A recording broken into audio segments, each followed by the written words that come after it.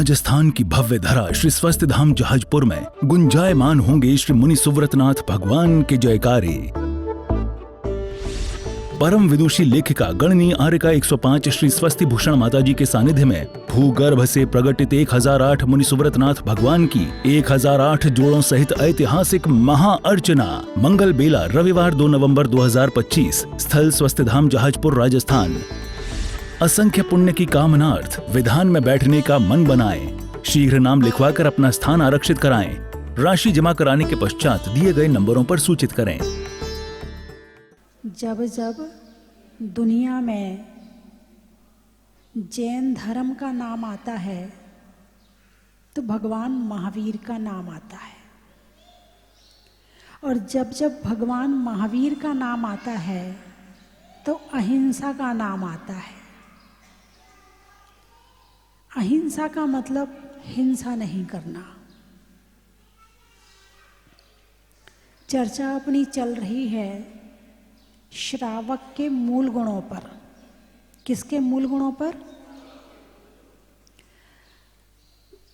पहला मूल गुण शराब नहीं पीना, इससे संबंधित गुटखा, पुड़िया, गांजा, जो भी नशे वाली चीजें हैं उनको नहीं करना। दूसरा मूल गुण मांस नहीं खाना। मद, मांस, मधु, बड़, पीपल, पाकर, ऊमर, कठूमर, इन 8 चीज़ों का त्याग करने पर आपका नंबर एक श्रावक की श्रेणी में आ जाता है।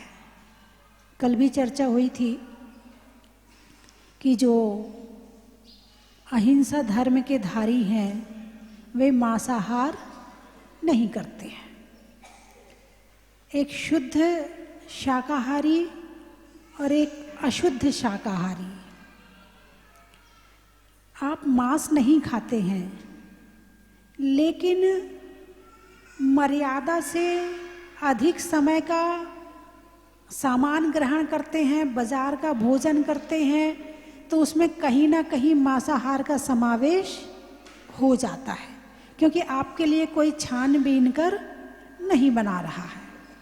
ठीक है, तो उसका त्याग करने पर ही हम शुद्ध शाकाहारी होंगे। अब अशुद्ध शाकाहारी एक और काम बचा है। एक है श्रृंगार। और वर्तमान में श्रृंगार की होड़ मची पड़ी है, कंपटीशन है। पहले लड़कियां श्रृंगार नहीं करती थी, लिपस्टिक नहीं लगाती थी, है ना, लेकिन आज लिपस्टिक के बिना तो घर से निकला ही नहीं जाता। लिपस्टिक तो सबसे पहले चाहिए। लिपस्टिक किस चीज से बनती है, कभी खोजा आपने? कभी जानने का प्रयास किया कि जो लिपस्टिक आपके ओंठों को लाल कर रही है, खून का रंग कौन सा होता है? लाल होता है। किसके खून से बनी है ये लिपस्टिक? और ऐसा नहीं है कि आपके मोबाइल में पता ना हो आपको। जिसके पास मोबाइल है सबको पता है कि बिना खून के लिपस्टिक बनती नहीं है। यदि आप लिपस्टिक लगाते हो तो आपके ओंठों पे खून लगा हुआ है, और जिसके ओंठों पे खून लगा हुआ है क्या वो शाकाहारी है?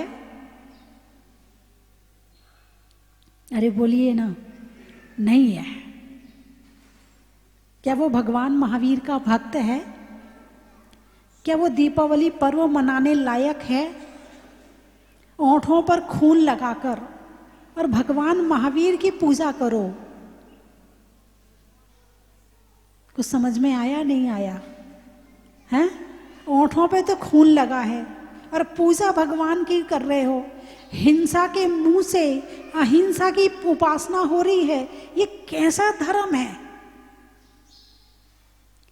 इसके अलावा श्रृंगार की और भी बहुत सारी सामग्री है जिसमें मांसाहार होता है।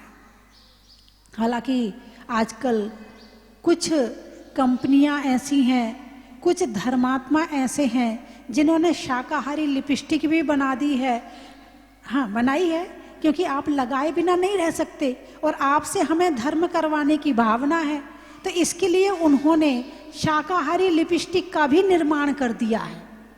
एक तो अपने शायद जबलपुर साइड में कोई स्थान है जहाँ इन चीज़ों को बनाया जा रहा है, और एक पतंजलि है जहाँ शाकाहारी वस्तुओं को बनाया जा रहा है।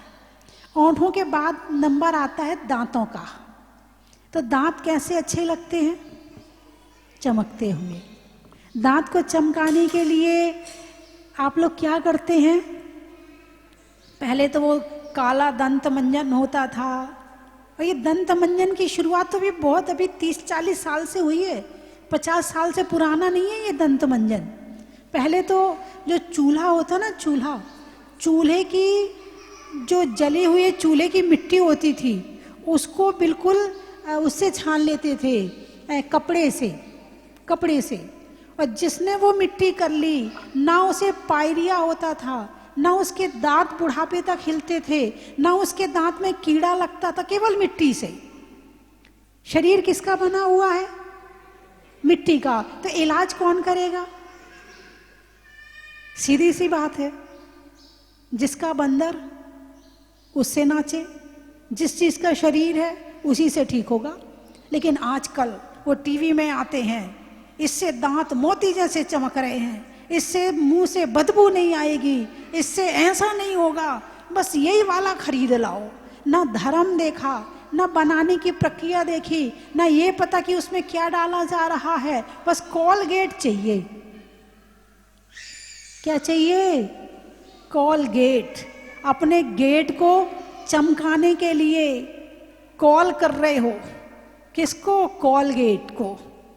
अब उसमें डलता क्या है आपको पता है? मैं अपना एक प्रैक्टिकल बता दूं। बहुत दिनों पहले की बात है कि हम लोग बिहार कर रहे थे। जब बिहार कर रहे तो रास्ते में बड़ी बदबू, इतनी तेज दुर्गंध आई कि सहन नहीं हो रही थी।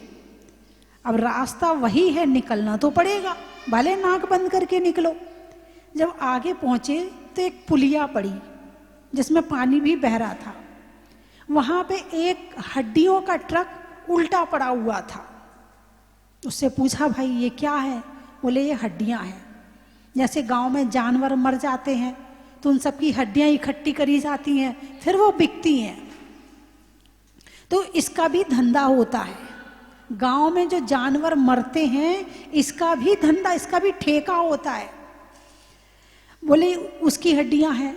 मैंने कहा ये कहाँ जा रही हैं? बोले ये बॉम्बे जा रही हैं, और यहाँ एक्सीडेंट हो गया, ट्रक पलट गया है, ये सारी हड्डियां इसमें गिर गई हैं, इसलिए हम लोग यहाँ पर बैठे हुए हैं कि हमारा मालिक दूसरा ट्रक भेजेगा, हम उसमें भर के ले जाएंगे। भाई ये कोलगेट में डाली जाती है? हाँ कोलगेट में डाली जाती। इसको साफ करके पीस करके इसका बुरादा बना दिया जाता है, और इतना बारीक कर दिया जाता है, फिर उसका पेस्ट बनाया जाता है, और उस पेस्ट में थोड़ी बहुत परफ्यूम डाल दिया, थोड़ी खुशबू डाल दी, थोड़ा और कुछ डाल दिया, और उसमें भर दिया और तुम्हारे लिए बेच दिया। और तुम दांतों से, हड्डियों से दांतों को चमका रहे हो। बताओ सही है कि गलत है? सुबह सुबह सो के उठ के आप शाकाहारी रहे या मांसाहारी हुए? अरे बोलिए ना, मांसाहारी हुए। तो इसके लिए बहुत सारे ऐसे भी, आप थोड़ा सोच समझ के काम करो। फ्री में तो कोई दे नहीं रहा है, पैसे तो लग ही रहे हैं। जब पैसे लग ही रहे हैं तो ऐसी वस्तु खरीदी जाए कि काम भी हो जाए और धर्म भी हो जाए, हिंसा भी ना हो और पाप भी ना लगे, हैं? यानी दोनों काम हो गए। तुम्हारे दांत भी साफ हो गए और हिंसा का सामान भी तुमने ग्रहण नहीं किया, दोनों काम हो गए इसमें। तो इसीलिए सामान खरीदते हो तो पहले अपने मोबाइल में सर्च कर लो। मोबाइल है तुम्हारे पास, दुनिया की सब बात बताने के लिए मोबाइल है तुम्हारे पास। अब तुम्हें किसी से पूछने की जरूरत नहीं है। अब उस हड्डी वाले पेस्ट को यदि तुम करोगे, उससे पाप लगेगा या नहीं लगेगा? इतने जो बूचड़ खाने में जानवर मारे जा रहे हैं, उनकी हड्डियां कहाँ जाती हैं? उसका चमड़ा कहीं चला जाता है, हड्डियां किसी फैक्ट्री में चली जाती हैं, चर्बी किसी फैक्ट्री में चला जाता है, खून किसी फैक्ट्री में चला जाता है, और इस तरह उस जानवर को मार करके पूरा उसका अंदर का पूरा एक एक हिस्सा तुम्हारे लिए यूज किया जाता है। किसके लिए? बोलिए, किसके लिए यूज किया जाता है? तुम्हारे लिए। चमड़े की चप्पल बन जाती हैं, जूते बन जाते हैं, कुर्सियां बन जाती हैं, और भी जगह जहां जहां यूज होता है वो बन जाता है।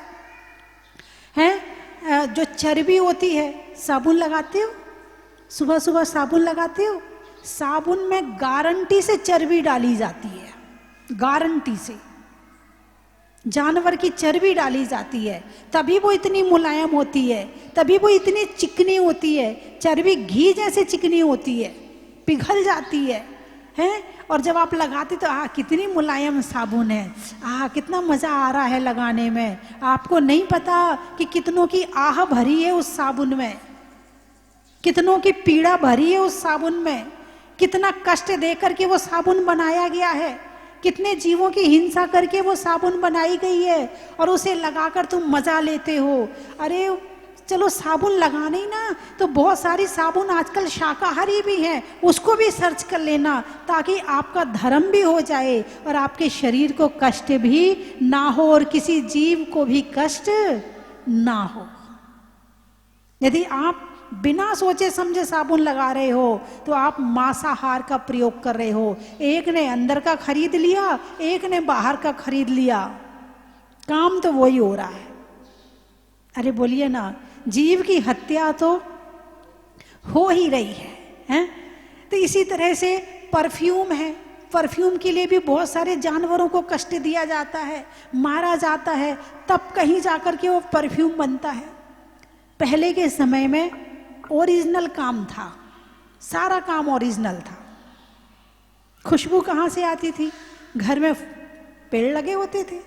घर पहले आसमान में नहीं होते थे, जमीन में होते थे। अब तो लोग आसमान में रहते हैं, ना उनके पास में जमीन है, ना उनके पास में छत है,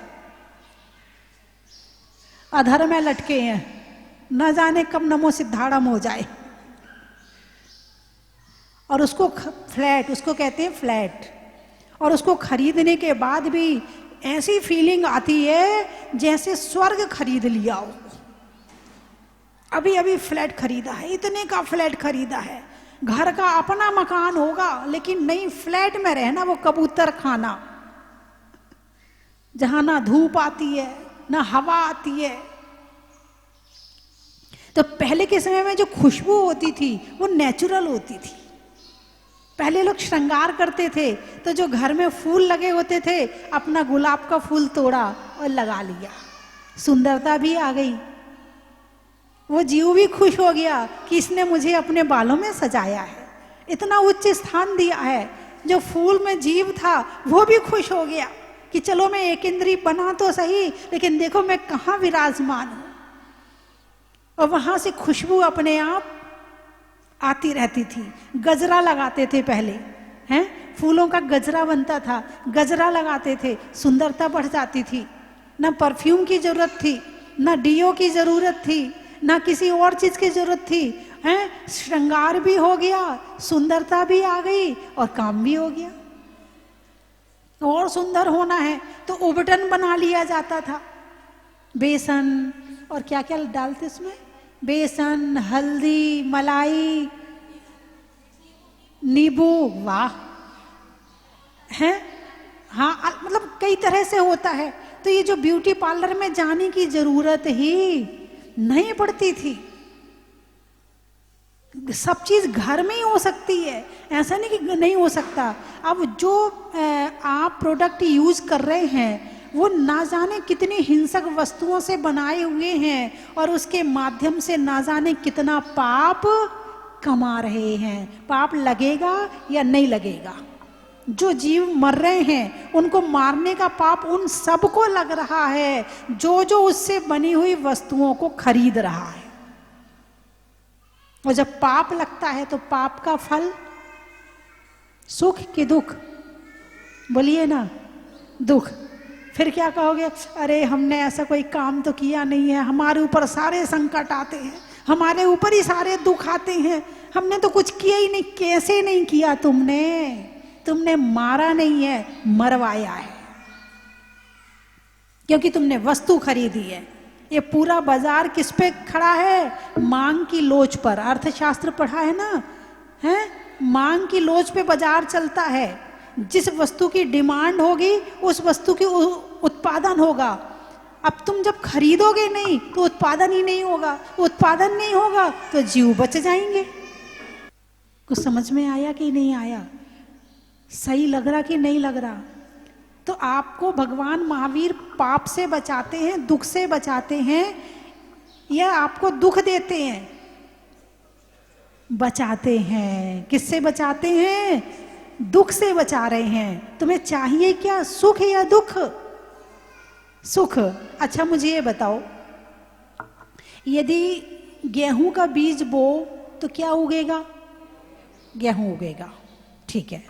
यदि आम का बीज बो, आम होएगा। यदि गुलाब का पौधा बो, गुलाब। कांटे बो, कांटे। यदि अनार का बीज बो, अनार होएगा। यदि किसी को दुख देंगे तो बीज बो दिया। किसी को हमने दुख दिया तो क्या किया हमने? बीज बो दिया। क्या बोया? बीज बो दिया। अब उस बीज का फल क्या है? क्या मिलेगा? दुख। दुख दोगे, दुख मिलेगा। आम बोया, आम मिला। अनार बोया, अनार मिला। दुख बोया, दुख मिला। इसीलिए भगवान महावीर ने अहिंसा की बात कही है। और एक बात ध्यान रखना, ये प्रैक्टिकल कर लेना, जो वास्तव में हृदय से अहिंसक होता है, धर्मात्मा होता है, उसका सामने वाला कुछ बिगाड़ ही नहीं पाता है। उसका बिगड़ जाएगा जो उसको बिगाड़ेगा। वो तो बड़ी शांति से रह रहा, भैया कोई बात नहीं है। उसका बिगड़ जाएगा जिसने उसका बिगाड़ा है। ऐसा एक नहीं, कई प्रैक्टिकल है मेरे पास। कहो तो एक सुना दूं, एक प्रैक्टिकल सुना देती हूं। युवा अवस्था में बच्चे हैं, गलती करते हैं। आपस में 2-3 दोस्त हैं, गलती करी, एक दोस्त नाराज हो गया। जब तक इसको मरवा नहीं दूंगा ना, मेरा नाम भी ये नहीं। कुछ उसके दोस्त ऐसे थे जो हिंसक थे। उसको लेकर उससे कहा, तुझे वो दोस्त बुला रहा है। उसे गाड़ी में बिठाया, जंगल में ले गया। फिर उसका जो दोस्त था जिसे पीट रहे थे, उसको पास गाड़ी लेके गए, बोले मुझे तुझे वो बुला रहा है। उसे बिठाया गाड़ी में, उसे भी वहीं ले गए और पिटाई शुरू कर दी। किसी कारणवश वहां कोई आया, जो भी हुआ हो, वो भाग गए। वो दोनों बच गए। अस्पताल में भर्ती किया गया। चोट काफी आई थी, काफी मारा गया था। मेरे पास समाचार आए। उस समय हम सोनागिर में थे। मैं गुरुजी के पास गई, ऐसी ऐसी घटना घट गई है। गुरुजी ने कहा, उससे कहो किसी से बदला नहीं लेना, किसी से कुछ कहना नहीं, उसकी निंदा बुराई नहीं करनी, कुछ नहीं करना है। उस रास्ते नहीं जाना जिस रास्ते उसका घर भी हो। केवल एक काम करना है कि भगवान पार्श्वनाथ के सामने जाके एक पार्श्वनाथ भगवान की माला जरूर फेरे। ठीक है, जो आदेश गुरु आज्ञा स्वीकार है, कर दिया। 4 महीने के अंदर जिनने ये किया था, एक तो जा रहा था और बाजू से ट्रक निकला और उसके ऊपर ही आके पलट गया। 2 जा रहे थे ढाबा में भोजन करने, लौट रहे थे, रात में पी के लौट रहे थे। ये लोग तो ऐसे ही होते, पी के लौट रहे थे। तो वहां पर एक्सीडेंट हुआ। एक के दोनों पांव कट गए और एक चला गया। और जो चौथा था वो किसी कारण बस उसका दिमाग खराब हो गया, वो पागल हो गया। तो सारे दिन सारी गलियों में कभी डंडा लेके घूमता, कभी कुछ लेके, वो पागल हो गया। चारों के साथ ऐसा हुआ। कुछ समझ में आया कि नहीं आया? यदि चतुर्थ काल का जो नियम है कि बुरे का फल बुरा, तो वो नियम पंचम काल में भी है कि बुरे का फल बुरा। और पंचम काल नहीं, चाहे कितने काल आ जाएं, बुरे का फल तो बुरा ही होगा। ऐसा श्रृंगार मत करो जिससे तुम्हारा बुरा हो जाए, जिससे तुम्हें दुख मिले, जिससे तुम्हारे घर में परेशानी आए। एक उदाहरण आता है, कथा आती है शास्त्रों में कि एक भैंसा था, तो वो भैंसा कीचड़ में फंस गया। तो गांव वालों ने उसको कोई पत्थर मारता, कोई डंडा मारता, कोई कुछ मारता, निकाला किसी ने नहीं, और उसको परेशान करते रहे। बहुत परेशान रहा, बहुत संक्लेश रहा, मर करके व्यंतर हो गया। व्यंतर बनने के बाद में उसने भाई अवधि ज्ञान से जाना, मैं पहले कौन था, यहाँ कैसे आया, पता चला मैं भैंसा था और गांव वालों ने मुझे बहुत परेशान किया है। तो उसने पूरे गांव में महामारी की बीमारी फैला दी। व्यंतर में शक्ति तो बहुत होती है। उसने पूरे गांव में महामारी की बीमारी फैला दी। अब बीमारी फैली, लोग मरने लगे। फिर वहां पर सप्त ऋषि आए, उनके प्रभाव से फिर वो महामारी की बीमारी ठीक हुई। तो एक व्यंतर, एक भैंसा मरा तो पूरे गांव को सता सकता है। तो इतने जानवरों को मारा जा रहा है, वो भी देखेंगे पिछले जन्म में मैं क्या था, मैं ये था, मुझे ऐसे मारा गया। आज मेरी हड्डी किसके घर में रखी है? बॉन चाइना के बर्तन। आज मेरी हड्डी किसके घर में रखी है? बस पहुंच जाएगा तुम्हारे घर। फिर टेस्ट कराते रहो, है बीमारी कुछ निकलती नहीं है और परेशानी पूरी है। ऐसा हो रहा है कि नहीं हो रहा है? बीमार तो पूरे हैं और मशीन कुछ पकड़ ही नहीं रही है कि क्या हो रहा है। तो ये दुख बढ़ने का कारण कुछ भी नहीं है, केवल हिंसक सामग्री का प्रयोग है। ये गारंटी से कह रही हूं कि वर्तमान समय में आपको जो परेशानियां आ रही हैं, जो शरीर में व्याधियां आ रही हैं, उनका 75% कारण आपकी हिंसक सामग्री का प्रयोग है। इसलिए अपने घर में बॉन चाइना के बर्तन मत रखना, वरना कोई आ जाएगा और आकर तुम्हारे घर को बर्बाद करके चला जाएगा। हैं? अपने घर में कोई हिंसक क्रीम, पाउडर, लिपस्टिक, आजकल सब कुछ चमड़े के जूते, चप्पल मत पहनो। आजकल एक से एक दूसरे चल रहे हैं ना, वो पहन लो ना। जरूरी थोड़ी कि चमड़े के पहनना है। तभी आप शाकाहारी की श्रेणी में आओगे। अब बताओ किस किस का भाव हुआ है कि आज के बाद से हम हिंसक वस्तुओं का प्रयोग नहीं करेंगे और जो भी खरीदेंगे वो मोबाइल में सर्च करके खरीदेंगे। किस किस के भाव ऐसे हुए हैं? मेरी बात को सुन करके आज उठाइए हाथ। ठीक है, चलो आज आप हजारों पाप से बच गए। किससे बच गए? हजारों पाप से बच गए। तो हजारों पाप से बचे यानी हजारों दुख से बचे। किससे बचे? हजारों दुख से बच गए। किसने बचाया? भगवान महावीर ने। मुझे कहाँ से मिला? भगवान महावीर ने आचार्यों को दिया, आचार्यों ने और आगे बढ़ाया, आगे हमारे आचार्यों ने लिपिबद्ध किया, हमारे और मुनिराजों ने उसको पढ़ा, फिर और आगे बढ़ाया, हम तक पहुंचा, हमने आप तक पहुंचा दिया। मैं तो डाकिया हूं। भगवान महावीर की चिट्ठी आपको दे दी मैंने, आप पढ़ के देख लो कि आपको क्या करना है ना। तो बंधुओं, दिवाली आ रही है और दिवाली में अब जो वस्तु आपके घर में रखी है, यदि आपके मन में वास्तव में वैराग्य हुआ है तो उसको हटा देना। ठीक है? यदि वास्तव में पूरा वाला वैराग्य हुआ है तो हटा देना। थोड़ा सा पैसे से मोह है, इतनी महंगी खरीदी है, अब इतनी तो लगा लूं, बाद में नहीं खरीदूंगी। वो आप देख लेना कि आपका क्या भाव अंदर से कर रहा है, मगर आगे नहीं खरीदना है, इतना संकल्प आज आपका, अरे बोलिए ना, हो गया है। हैं। और जो बात मैंने आपको बताई है आप औरों को बताना, क्योंकि आगे बढ़ाना ना। हमारे भगवान महावीर ने दिया तो आचार्यों ने लिया, आचार्यों से हम तक पहुंचा, हमसे आप तक पहुंचा, तो अपने पास मत रखना और आगे बढ़ा देना। कुछ ना हो तो ये कह देना भाई माता जी का प्रवचन सुन लो, आज वाला प्रवचन सुन लो, इतना ही कह देना। फोन करके कहना आज का प्रवचन जरूर सुनना है। आपको पता तो है कहाँ सुनना है? पारस चैनल में और यूट्यूब पे कभी भी सुन लेना। हाँ क्या?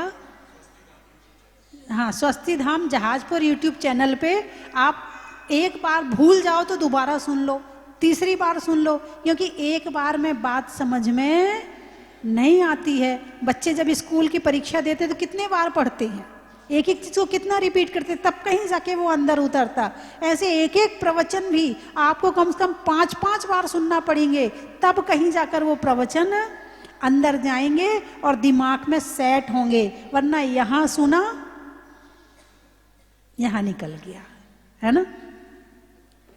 तो बंधुओं,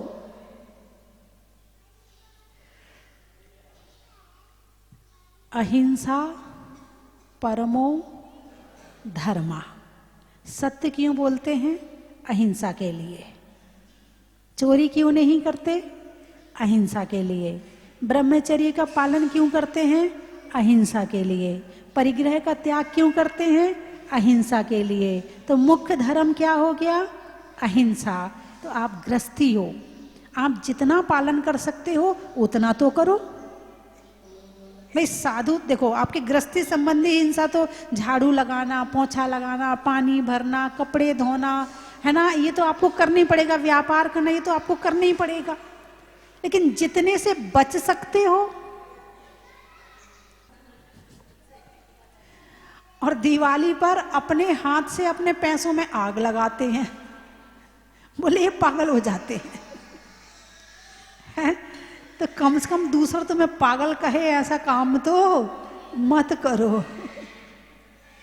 कहाँ कहाँ से आए हो? जतारा। आकाश में सितारा का,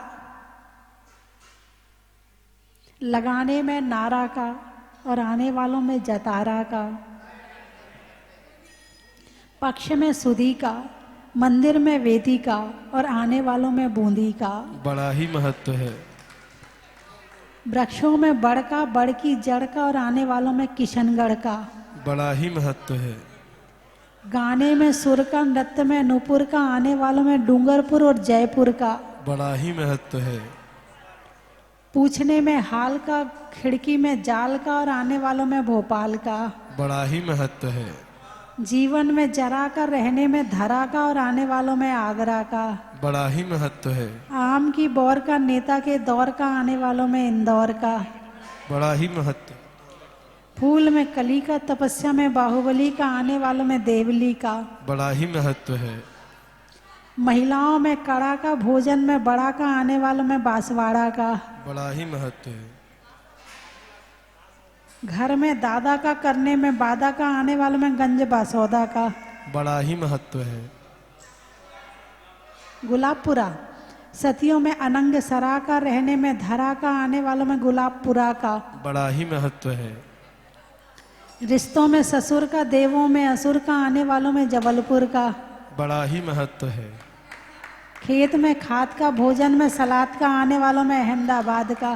बड़ा ही महत्व है। कुशलगढ़। कुशलगढ़।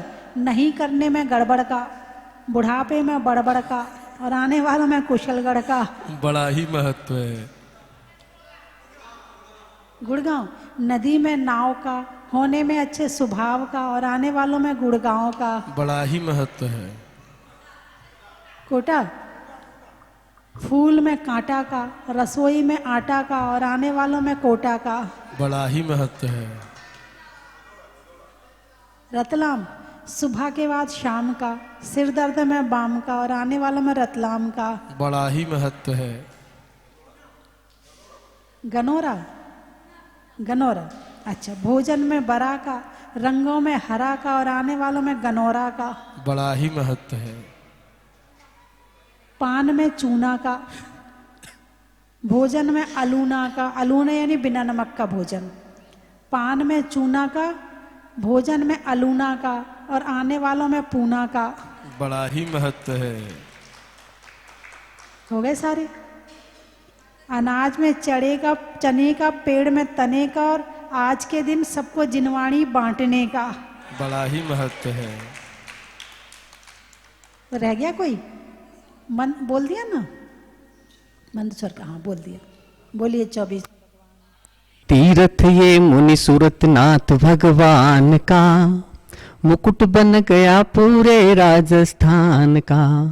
बंधुओं, आज ये जहाजपुर तीर्थ, स्वस्ति धाम जहाज मंदिर, भूगर्भ से प्रकटित अतिशयकारी मुनीश्वरनाथ भगवान का जहाज मंदिर पूरे विश्व की अद्वितीय धरोहर बन चुका है। आज ये तीर्थ golden book of world record में दर्ज हो चुका है। ऐसे ऐतिहासिक जिनालय में कई कार्यक्रम आयोजित होते रहते हैं। इसी श्रृंखला में एक 3 दिवसीय महामहोत्सव का आयोजन होने जा रहा है। परम पूजनीय सिंहरथ प्रवर्तक त्रिलोक तीर्थ प्रणेता आचार्य भगवान विद्याभूषण सन्मति सागर जी महाराज की आज्ञान वर्तु शिष्या गण्यारिका स्वस्ति भूषण माता जी के सत्संग पावन सानिध्य में।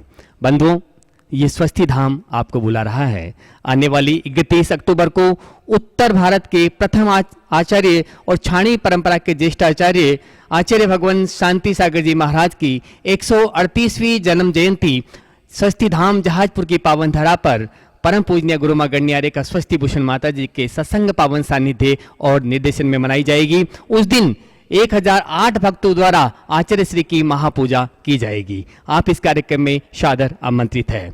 इसी श्रृंखला में 1 नवंबर को परम पूजनीय भारत गौरव गुरु मां गण्यारिका स्वस्ति भूषण माता जी, जिनकी साधना और तपस्या के फल से आज ये स्वस्ति धाम तीर्थ जन जन के मानस पटल पर अंकित हो चुका है, उनका जन्म जयंती महामहोत्सव शुभकामना परिवार, जो पूज्य माता जी की प्रेरणा से पूरे भारतवर्ष में लगभग 400 शाखाएं संचालित है, उनका अधिवेशन और पूज्य माता जी के चातुर्मास निष्ठापन के बाद पिछी परिवर्तन का भव्याति भव्य कार्यक्रम 1 नवंबर को आयोजित होगा और 2 नवंबर को मुनीश्वरनाथ भगवान की भक्ति।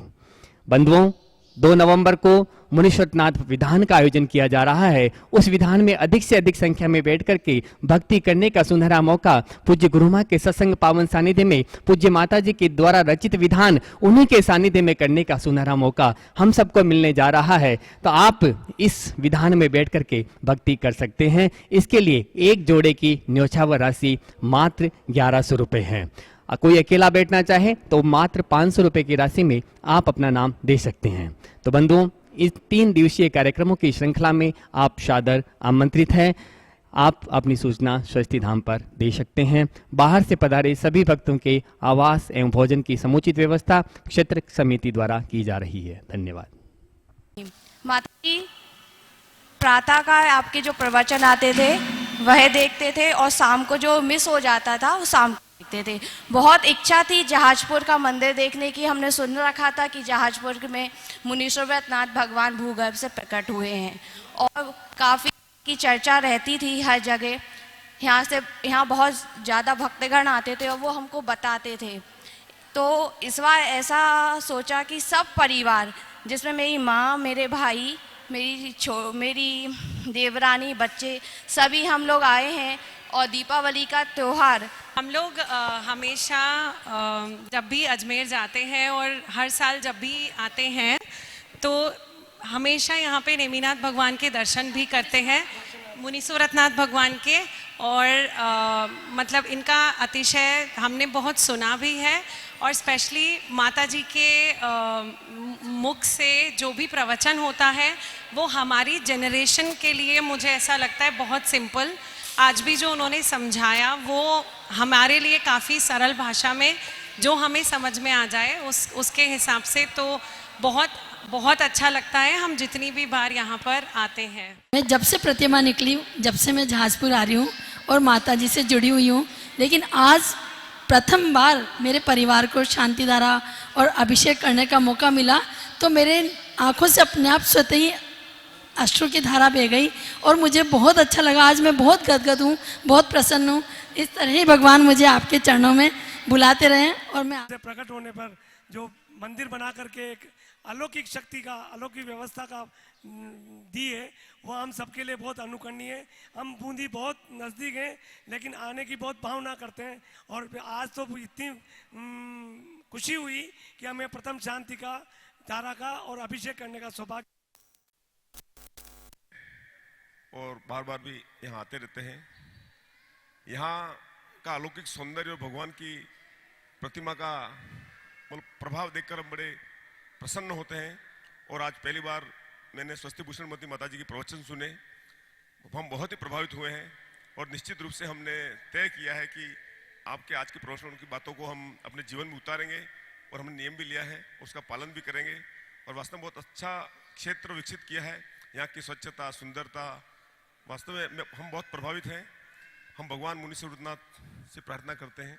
चलो स्वस्ति धाम, आओ स्वस्ति धाम, चलो स्वस्ति धाम, चलो स्वस्ति धाम, चलो स्वस्ति धाम, आओ स्वस्ति धाम, चलो स्वस्ति धाम। स्वस्ति धाम मुझे जाना है, मन में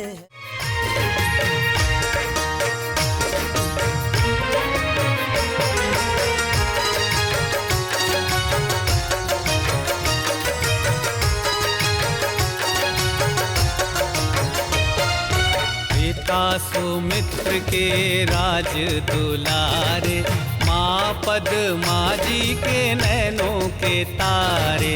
पिता सुमित्र के राज दुलारे, माँ पद्मा जी के नैनों के तारे। राजगृही में जन्म लियो आ